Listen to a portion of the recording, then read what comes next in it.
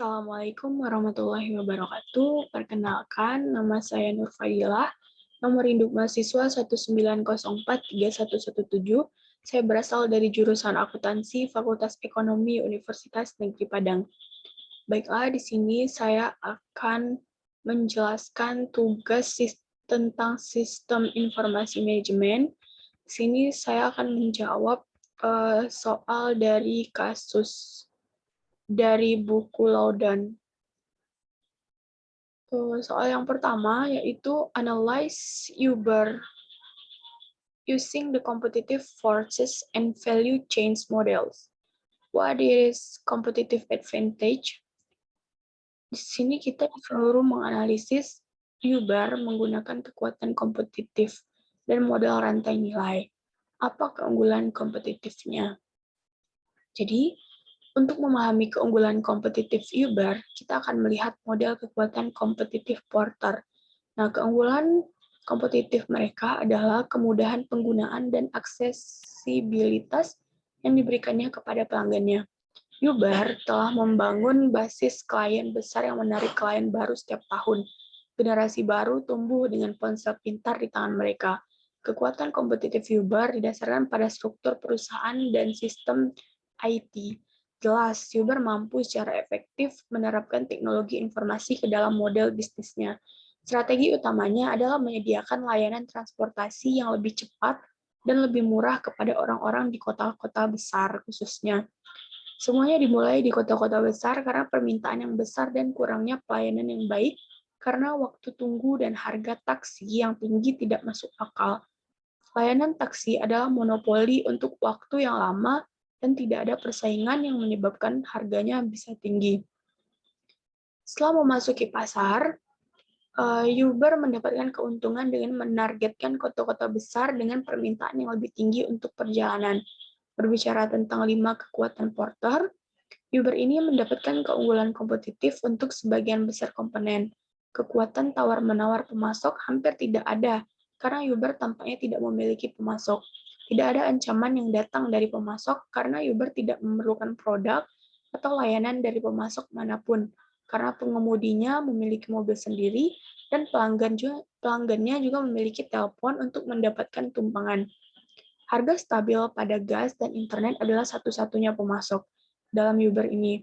Jadi, dalam kasus ini, Uber adalah pengganti baru taksi dan transportasi umum. Saat taksi masih beroperasi, semakin banyak orang memilih Uber karena kecepatan dan harganya.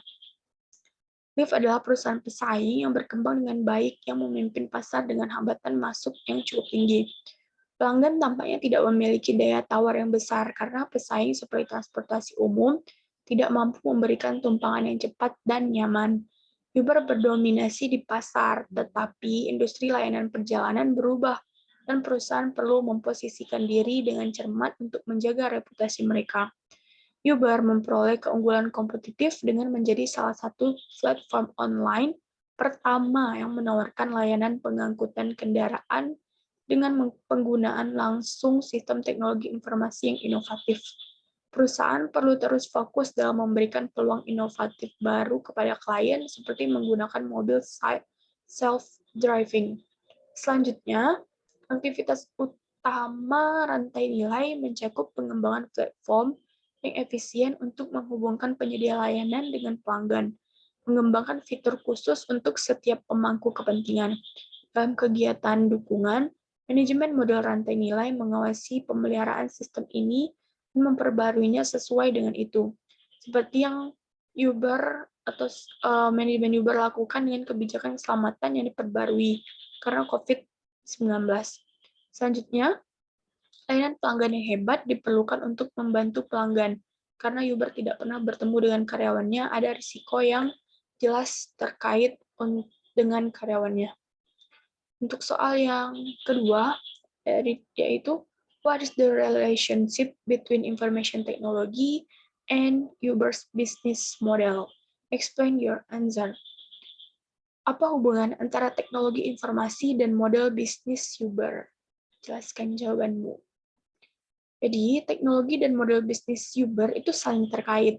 Model bisnis Uber berfokus pada pengumpulan dan interpretasi informasi ketika IT berfokus pada peningkatan arus informasi dan menyatukan area fungsional yang berbeda untuk meningkatkan kinerja, produktivitas, dan efisiensi.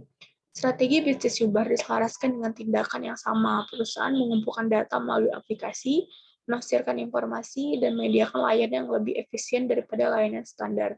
Jadi fokus utama model bisnisnya adalah mendatangkan biaya per transaksi yang dibuat pada model pendapatan biaya transaksi aplikasi.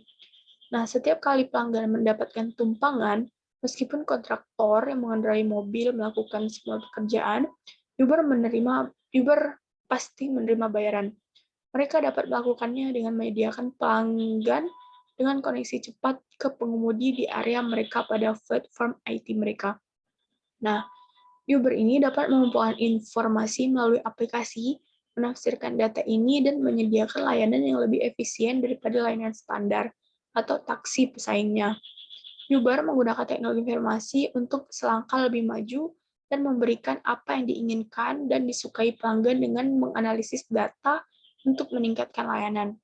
Kemungkinan besar Uber tidak akan ada tanpa teknologi informasi sepenuhnya, karena tanpa menggunakan sistem IT, Uber tidak akan memiliki aplikasi yang berkembang dengan baik dengan jutaan pengguna. Soal yang ketiga yaitu how disruptive is Uber? Seberapa mengganggukah Uber ini? Jadi di sini Uber dianggap sebagai salah satu perusahaan paling mengganggu karena sejauh ini mengubah industri transportasi sepenuhnya dan membawa persaingan baru ke industri transportasi.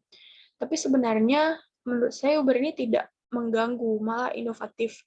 Uber mendistrupsi pasar dengan menyediakan platform berbasis digital dengan harga lebih murah dan berkendara lebih cepat dan otomatis mendominasi industri taksi. Menurut saya itu tidak mengganggu, tapi memang itu menyadap pasar yang telah diabaikan. Tapi itu memang menyadap pasar yang telah diabaikan oleh taksi. Uber mampu berinovasi dengan menyediakan platform berbasis digital dengan harga lebih murah, waktu tunggu lebih sedikit, dan waktu layanan lebih cepat. Keuntungan lain menggunakan Uber adalah kenyamanan, karena orang memiliki pilihan untuk memesan di muka atau memiliki kesepakatan yang lebih murah dan menunggu lebih lama. Banyak orang memutuskan untuk bergabung dengan komunitas pengemudi Uber karena manfaat yang ditawarkan Uber kepada pengemudi mereka. Bahkan banyak yang sibuk dengan sekolah atau tanggung jawab lainnya, misalnya bekerja. Dan Uber memungkinkan orang membuat jadwal sampingan karena tahu akan selalu ada bahkan banyak permintaan untuk tumpangan. Namun, memang ada anggapan bahwa Uber mungkin kehilangan pelanggan karena menggunakan metode yang mengganggu yang membuat banyak pelanggan khawatir tentang keamanan informasi pribadi mereka. Soal yang terakhir yaitu, is Uber a viable business? Explain your answer. Apakah Uber bisnis yang layak? Jelaskan jawabanmu. Menurut saya percaya bahwa Uber adalah bisnis yang layak untuk saat ini, namun ada ketidakpastian besar untuk kesejahteraannya di masa depan. Uber kehilangan aspek penting, yaitu reputasi baik, karena di masa lalu tidak melindungi informasi pribadi pengguna, serta banyak faktor lain yang membuat mereka kehilangan reputasi baik, salah satunya masalah tunjangan karyawan. Saat ini, semakin banyak orang yang berfokus pada ramah lingkungan, dan Uber ingin membuat mereka mempersiapkan sesuatu untuk itu, karena semakin banyak orang yang memilih alternatif menggunakan mobil untuk mengurangi jejak mereka. Mungkin itu saja yang dapat saya sampaikan pada video kali ini. Saya akhiri, wabillahi taufiq wal hidayah. Wassalamualaikum warahmatullahi wabarakatuh.